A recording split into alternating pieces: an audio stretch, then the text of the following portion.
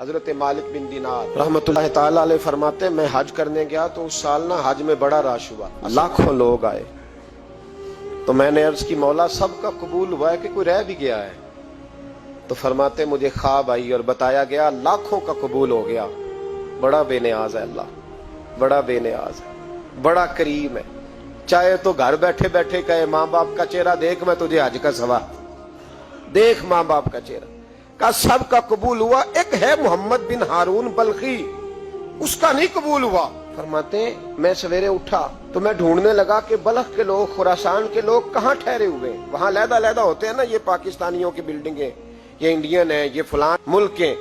تو کہتے ہیں میں ڈھونڈتے ڈھونڈتے پہنچا تو میں نے بلخ کے لوگوں کو پا لیا۔ میں نے پوچھا تم میں محمد بن ہارون بلخی کون ہے؟ تو لوگ کہنے لگے وہ تو بڑا نیک آدمی ہے، بڑا پرہیزگار ہے۔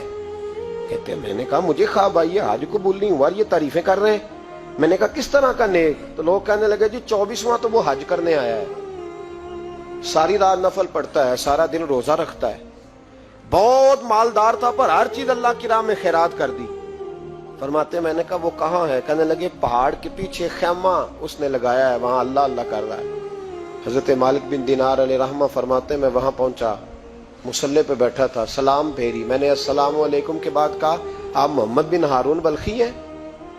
کہنے لگا ہاں۔ آپ مالک بن دینار ہیں؟ میں نے کہا کہ اس نے تو میرا نام بھی جان لیا بغیر بتائے۔ فرماتے ہیں میں نے کہا کہ ہاں میں مالک بن دینار ہوں۔ کہنے لگے کیسے آئے ہو؟ میں نے کہا بس ملنے آیا تھا۔ کہنے لگے نہیں، جس کام آئے ہو وہ بتاؤ۔ میں نے کہا میں ملنے آیا ہوں۔ تو کہتے ہیں وہ رو پڑے، کہنے لگے نہیں آپ کو خواب آئی ہوگی کہ میرا حج قبول نہیں ہوا۔ کہتے ہیں میرے رونگٹے کھڑے ہو گئے کہ اسے اتنا بھی پتا ہے کہ میرا حج قبول نہیں ہوا۔ میں نے اس کو کہا کہ تجھے کیسے پتا کہ مجھے خواب آئی ہے؟ کہنے لگا مالک بن دینار مجھے 24 سال ہو گئے، میں اس بے نیاز کے گھر کا طواف کرتا ہوں، میں حجر اسود کے بوسے لیتا ہوں، میں مقام ابراہیم پہ نفل پڑھتا ہوں، میں صفا مروہ کی سعی کرتا ہوں، پر 24 سال بیت گئے۔ جب میں طواف وداع کرنے کے قریب آتا ہوں تو کوئی نہ کوئی اللہ کا ولی آ کے کہتا ہے دوڑ جا تیرا کوئی نہیں قبول ہوا۔ 24 سال۔ مالک بن دینار فرماتے میں اس کے قریب بیٹھ گیا اور اس کے گھٹنے پہ ہاتھ رکھا، میں نے، بندہ بھی معذور تھا، اس کا ایک ہاتھ کٹا ہوا تھا، چہرے پہ عبادت کے نشانات نمایاں تھے، اور میں نے کہا یار پھر تیرا حج قبول کیوں نہیں ہوتا؟ تو کہنے لگا مت پوچھ، تو مجھ سے نفرت کرے گا۔ میں نے کہا نہیں تو بتا۔ کہنے لگا نہ پوچھ۔ میں نے اصرار کیا تو کہنے لگا اس لیے نہیں قبول ہوتا کہ میں اپنی اماں کا نافرمان۔ کہتے ماں کا نافرمان کیا ہوا؟ تو کہنے لگے اللہ نے دولت دی، جائیدادیں، گھوڑے، زمینیں، میں عیاش ہو گیا، میں اللہ کے دیے ہوئے مال کو ناجائز جگہ خرچ کرنے لگا۔ ماں میری بوڑھی تھی، عبادت گزار تھی، مجھے سمجھاتی تھی۔ رمضان کا مہینہ، عصر کے بعد اماں تنور میں روٹیاں لگا رہی، میں گھر آیا شراب کے نشے میں، اماں روٹی دو۔ ماں کہنے لگی شرم کر، روزہ رکھا نہیں تو جنہوں نے رکھا ہے ان کا تو خیال کر۔ کہتے ہیں یہ لفظ میں نے سنے تو ماں کو ایک تھپڑ دے مارا، اماں جلتے ہوئے تندور میں گر گئی، لوگوں نے مجھے کمرے میں بند کر دیا۔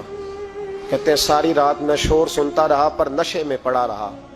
اگلے دن ظہر کے بعد آنکھ تب کھلی جب میری بیوی الماریوں سے کپڑے نکال رہی تھی۔ میں نے کہا کہاں جا رہی ہو؟ کہنے لگی میکے جا رہی ہوں، میں ماں کے قاتل کے ساتھ وقت نہیں گزار سکتی۔ میں نے کہا ماں قتل ہو گئی؟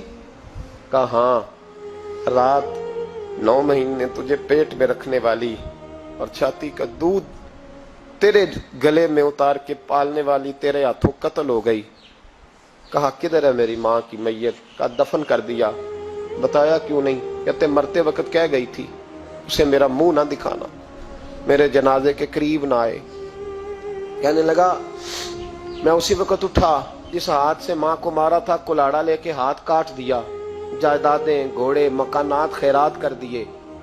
ساری رات نفل پڑھتا ہوں، سارے دن کے روزے رکھتا ہوں، ہر سال حج کرتا ہوں، عرش کا مالک معاف نہیں کرتا۔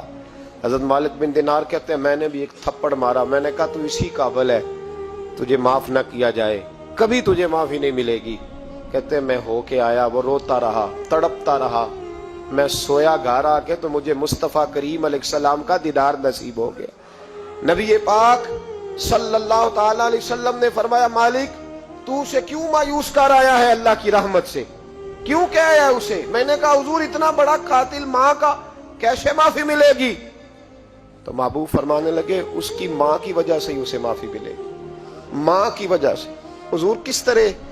فرمایا ماں قیامت کے دن اس کے خلاف مقدمہ دائر کرے گی، کہے گی اللہ اسے پوچھ میرا جرم کیا تھا، مجھے کیوں جلا کے مارا؟ رب بات سنے گا اور پھر کہے گا اٹھاؤ اس کے بیٹے کو۔ ماں او بچے کی ماں بھیجے نا اب تیرے بیٹے کو سزا دے، کہے گی یا اللہ سخت سزا دے، تو رب کریم فرمائے گا اٹھاؤ اسے جہنم میں لے جاؤ۔ مصطفیٰ کریم فرمانے لگے جب زنجیریں ڈال کے فرشتے دوزخ کی طرف لے جا رہے ہوں گے نا تو پلٹ کے ماں کی طرف دیکھے گا، تھوڑا پھر آگے بڑھیں گے تو پھر دیکھے گا، پھر دوزخ کے قریب جائیں گے پھر دیکھے گا اور کہے گا اماں جی مجھے جلائیں گے، مجھے تکلیف ہوگی، زندگی میں جب درد ہوتا تھا تیرا نام میری زبان پہ آتا تھا، اماں مارنے لگے ہیں مجھے، جلائیں گے۔ میرے مصطفیٰ کریم فرمانے لگے وہ ماں اسے جلا کے مار دیا، وہ میدان محشر بول پڑے گی، کہے گی اللہ اے اللہ اے اللہ۔ رب کریم فرمائے گا کہ عرض کرے گی مولا میں نے معاف کیا تو بھی اسے معاف کر دے۔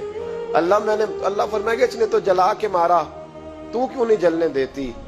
حالانکہ اللہ سب جانتا ہے، کہے گی مولا میں تو ماں ہوں نا، کیسے موقع دوں؟ تو میرے محبوب فرمانے لگے مالک اللہ اسے اس کی ماں کی وجہ سے